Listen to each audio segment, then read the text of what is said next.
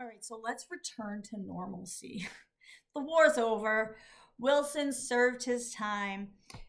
He dies of a stroke without ever seeing his League of Nations come to fruition. And we need to get back to business and politics. And we are going to see the Republican Party return us to normalcy. And that's going to start with Warren G. Harding, who takes over after Wilson. And he is going to, again, that's his whole campaign slogan is, let's return to normalcy. The war's over. Let's go back to business as it is. And then he is followed up by Calvin Coolidge, who says the business of America is business. So you can imagine where we're going here, right? We left the Gilded Age, we shifted a little bit, but now we're going back to business. And by the end of our decade here, we will get Herbert Hoover, who is coming into a really high time in America and leaves at a very low time in America. And he has promised every American a pot for every chicken, which will matter very much when it turns out that not only does everybody not have a pot, most people don't even have a chicken by the end of the decade. But what does a return to normalcy look like? Well, in politics, that means we're going to go back to laissez-faire economics. We don't need the regulations that we had during the war because the war is over and we can let those businessmen run their businesses without our interference again. Yay! We're going to give tax breaks to the rich and to corporations. We're going to cut government spending. And we're going to pass some really high tariffs so that we can protect our American business. And Harding is the leader of this until he gets kind of caught up in a scandal, which by today's standards is probably nothing, but in the 1920s it was very scandalous. So let's very quickly talk about this Teapot Dome Scandal. So again, this probably sounds a little less dramatic now than it did in 1920, but the Teapot Dome Scandal was the biggest government scandal until Watergate. And I know that probably doesn't say a lot to you guys either, but we'll get there. So Teapot Dome is a rock formation in Wyoming. So picture a rock that looks like a teapot, and that's what the Teapot Dome is. But the Teapot Dome rock area is an oil field. And in 1915, President Woodrow Wilson had designated that oil deposit for government use, basically. It was for the Navy. The Navy was supposed to be allowed to have oil in wartime, and these oil reserves were going to give it to them. And the oil company, Standard Oil specifically, believed that oil reserves are not necessary. They should be developed privately. And Standard Oil wants to make their money, so they're going to try to drill into the land around that area with their own private drilling wells, which I guess is allowed. I really don't know. But what happens, basically, right? So President Harding has a group of dudes that he plays poker with because, of course, why wouldn't you? And so, being one of Harding's pals, Albert Fall is appointed the Secretary of State. Maybe he won it in a poker game. I have no idea. Sorry, Secretary of the Interior, not Secretary of State. In 1921. Now, this man was a lawyer in New Mexico, and he had represented other companies and had also invested in mining and timber. He was also a U.S. Senator. So he doesn't really care about conservation. You can imagine if he's investing in mining and timber, he's not really a fan of the conservation era. And he actually tries to sell Alaska's oil, coal, and timber to private development.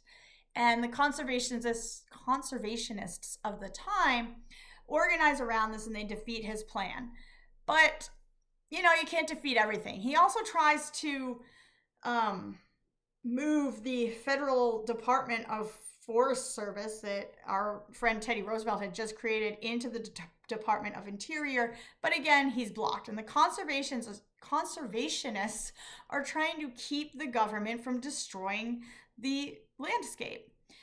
So, Fall is not getting what he wants, and he really just wants more control over the resources and make them more easily available to developers, which is not really what you want to do.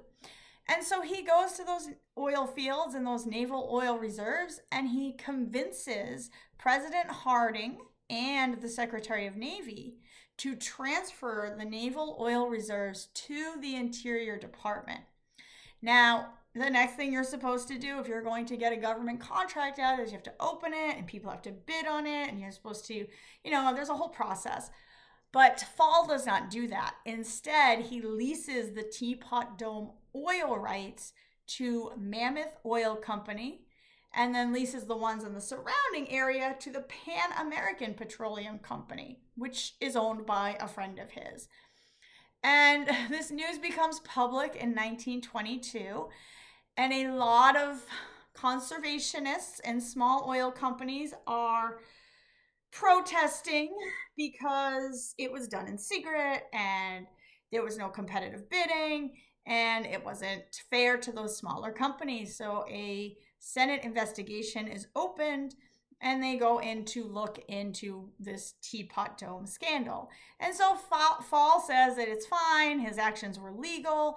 The reserves are privately owned wells, or they were being threatened by the privately owned wells, and it was the only way we could do it. It was the most efficient way. So the Senate opens its investigation, and Fall decides that, he is a lawyer. He knows what he's doing. He delivers a literal truckload of papers, documentation to the committee in an effort to slow them down because they have to sort through all of those papers. And then while they're doing that, he resigns from office in 1923. And the investigation finally gets underway in October of 1923. And really nothing seems that bad. But within the documents that he has delivered, they find that the man who owned one of the oil companies that Fall had sold the rights to had loaned the Fall and his family $100,000 to supposedly to rebuild his ranch, but the money was delivered in cash in a bag. So, that's a little suspect. So the Elk Hills area that was loaned to the Pan American Petroleum Company is considered Fall's gift to Pan America for the $100,000 loan. And Pan America, the owner, swears that it has nothing to do with it. But we also find out that the other company had also given Fall, in this case, livestock, not money, but still. So it turns out that the companies that got the private oil rights were both companies that had worked for Fall or had given Fall something, and in exchange, he gave them the rights to private drilling. And so this is the scandal. Then Congress finds this out. They call the president, tell him to investigate, cancel the leases, and prosecute those who are the ones who have done something wrong. Unfortunately, Harding dies in August of 1923, and he is released from the scandal because he's dead. But it turns out that Harding had not just given one guy a high position. It turned out that he had appointed most of his friends, who were people like Fall, to these high positions of power, and most of these men took bribes, embezzled government money, and committed fraud.